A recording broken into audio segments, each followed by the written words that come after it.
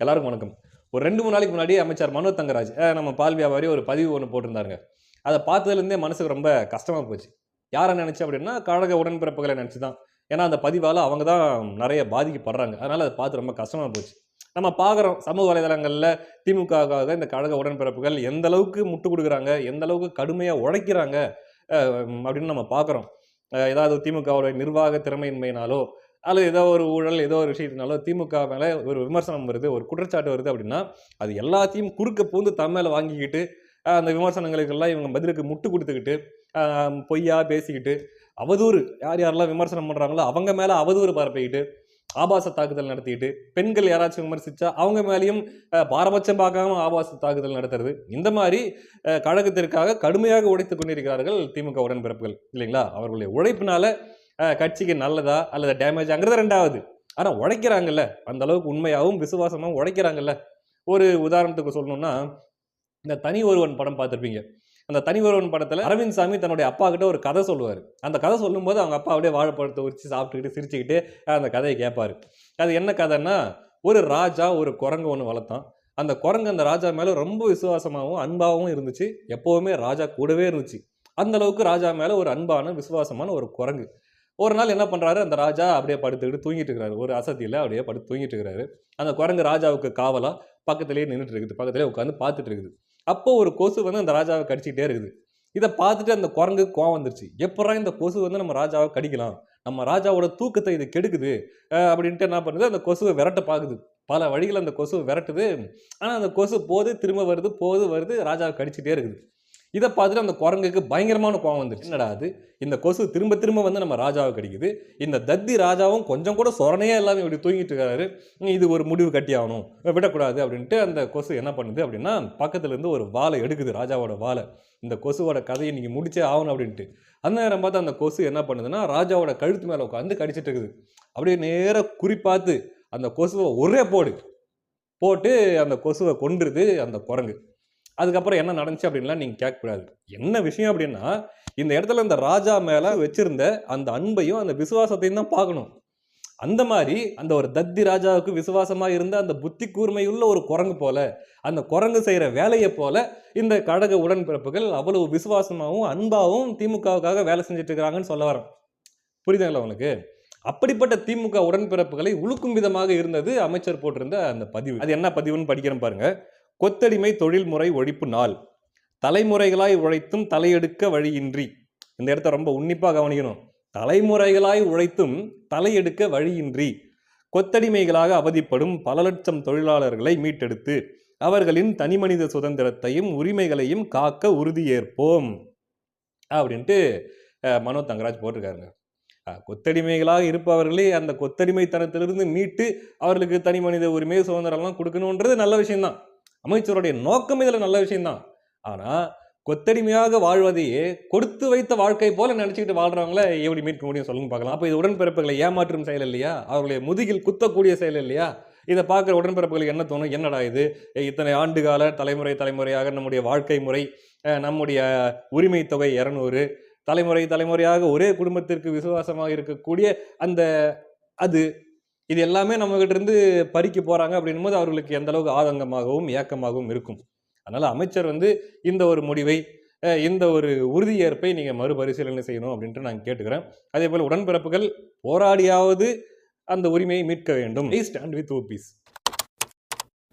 அடுத்து பார்த்தீங்கன்னா, இதே மாதிரி தான் 2 நாளைக்கு முன்னாடி உடன்பிறப்புகள் ரொம்ப கொண்டாடிட்டு இருந்தாங்க. ரொம்ப ஒரு கொண்டாட்ட மனநிலையில இருந்தாங்க. மகிழ்ச்சியா இருந்தாங்க. என்ன காரணம்னு பார்த்தா, அவங்க கட்சிக்கு யாரோ வந்திருக்காங்க போல இருக்குது. அதனால அவங்க ரொம்ப மகிழ்ச்சியா இருந்தாங்க. என்னடா இது இப்படி கொண்டாடுறாங்களே! ஒருத்தரும் பயங்கரமா பதிவுகள்லாம் போட்டு, "போடுறா வெடிய, தல இஸ் பேக், கிங் இஸ் பேக்ன்ற" மாரிலாம் போட்டு கொண்டாடிட்டு இருந்தாங்க. சரி நான் கூட என்னவா இருக்கும்? ஒரு வேள முன்னாள் அமைச்சர் செந்தில் பாலாஜிக்கு ஏதாச்சும் ஜாமீன் கிடைச்சிருக்குமோ? அப்படின்ட்டு பார்த்தேன். இல்ல. அதுக்கு பதிலா அங்க என்ன ஆச்சுன்னா, அவர் தன்னுடைய அமைச்சர் பதவிய ராஜினாமா பண்ணிட்டாரு. ஜாமீனும் கிடைக்காது அப்படின்ட்டு சமூக வலைதளங்கள்ல இருக்கிறவங்க, அல்லது அந்த அரசியல் திறனாய்வாளர்கள்லாம் சொல்றாங்க. அல்லது அமைச்சர் பொன்முடி மேல இருந்த வழக்கு, அவர் மேல இருந்த குற்றச்சாட்டுகள் எல்லாம் பொய் என நிரூபிக்கப்பட்டு, அவர் மறுபடியும் அமைச்சர் ஆயிட்டாரா? அப்படின்னு பார்த்தா, அதுவும் இல்ல. சரி யாரத்தான் இவங்க அப்படி கொண்டாடுறாங்க?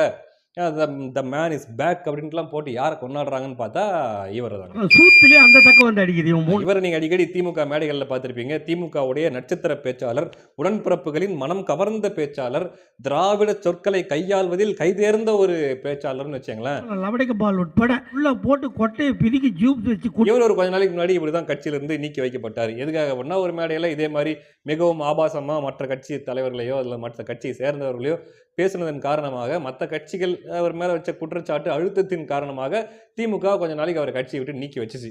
அதுவும் ஒரு வேண்டா வெறுப்பா தான் நீக்கி வச்சது. அதுக்கப்புறம் மறுபடியும் என்ன பண்ணாங்கன்னா கட்சிக்குள்ள சேர்த்துக்கிட்டாங்க. இப்போ அவரை மீண்டும் கட்சிக்குள்ள சேர்த்ததுனால தான் உடன்பிறப்புகளுக்கு இந்த கொண்டாட்டம். வந்துட்டான்டா மை மேன் இஸ் பேக் அப்படின்ட்டு கொண்டாடிட்டு இருக்கிறாங்க. மானங்கட்டங்க ஓழிகளா. சரி, உடன்பிறப்புகள் அவரை கொண்டாடுறாங்க, அது விட்டுன்னு போட்டோம்.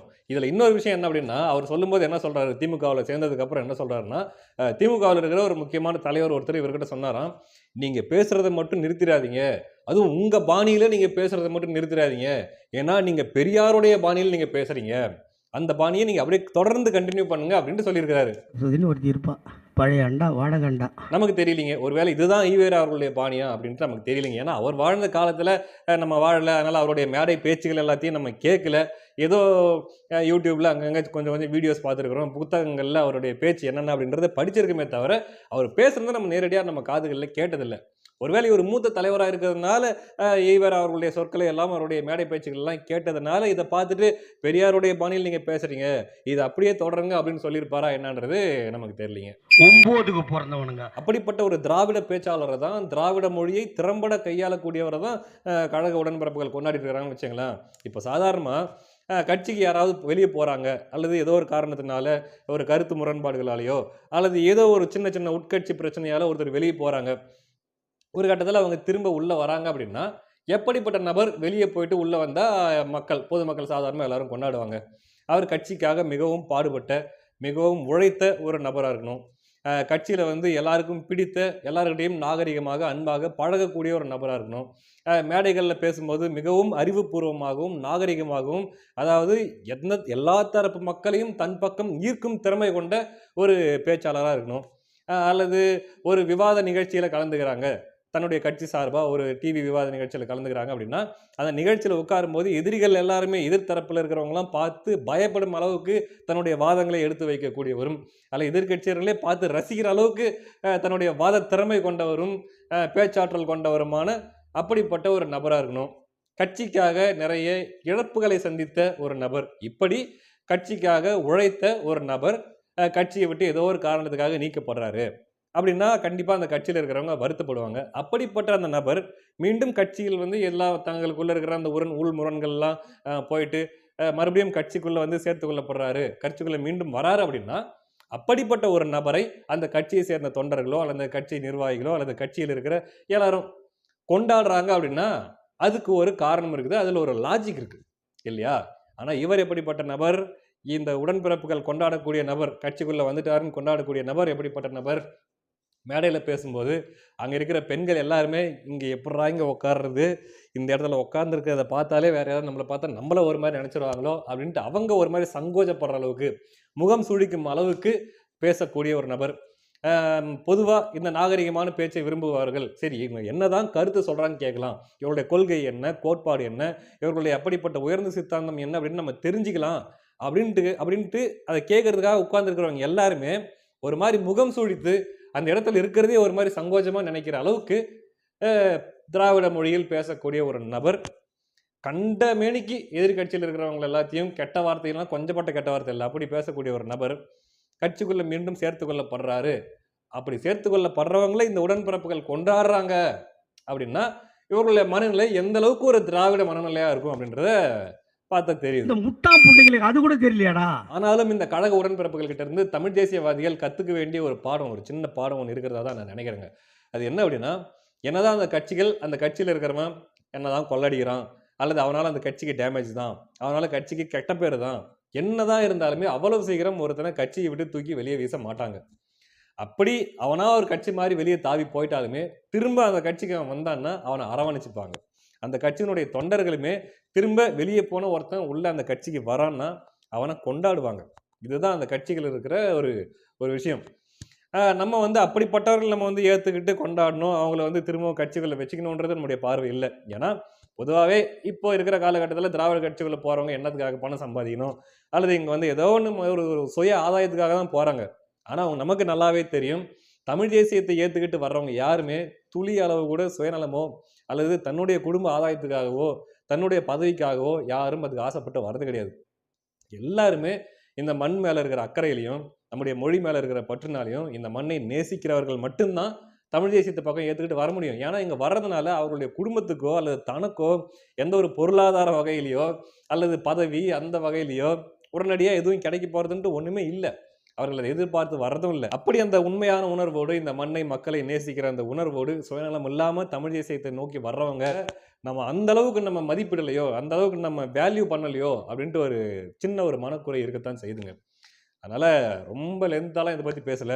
என்ன ஒண்ணு, உள்ள வந்தவங்கள முடிஞ்ச அளவுக்கு தக்க வச்சுக்கிறதுலயும், ஒரு சந்தர்ப்ப சூழ்நிலையால வெளிய போனவங்கள முடிஞ்ச அளவுக்கு முயற்சி பண்ணி மறுபடியும் தமிழ் தேசியத்துக்குள்ளேயே கொண்டு வந்து இருக்கிறதையும், சின்ன சின்ன முரண்களாலயும், சின்ன சின்ன முரண்கள்ல வர்ற சின்ன சின்ன சண்டையுமே பெருசுபடுத்தி, அவர்கள் மீது சேற்றை வாரி இறைக்கிற, அல்லது முத்திரை குத்துகிற, இந்த மாரியான வேலைகளையும் தவிர்த்துக்கிட்டா நல்லா இருக்கும்னு நமக்கு தோணுதுங்க. ஏன்னா, திராவிட கட்சி அவர்களையே அப்படிப்பட்டவர்களையே அவர்கள் எந்த அளவுக்கு வேல்யூ பண்றாங்க அப்படின்னும்போது, சுயநலம் இல்லாம இங்க வர்றவங்கள நம்ம எந்த அளவுக்கு வேல்யூ பண்ணணும் அப்படின்றது தான் என்னுடைய தாழ்மையான ஒரு வேண்டுகோள்ங்க. அடுத்த காணொளியில சந்திக்கலாம். நன்றி.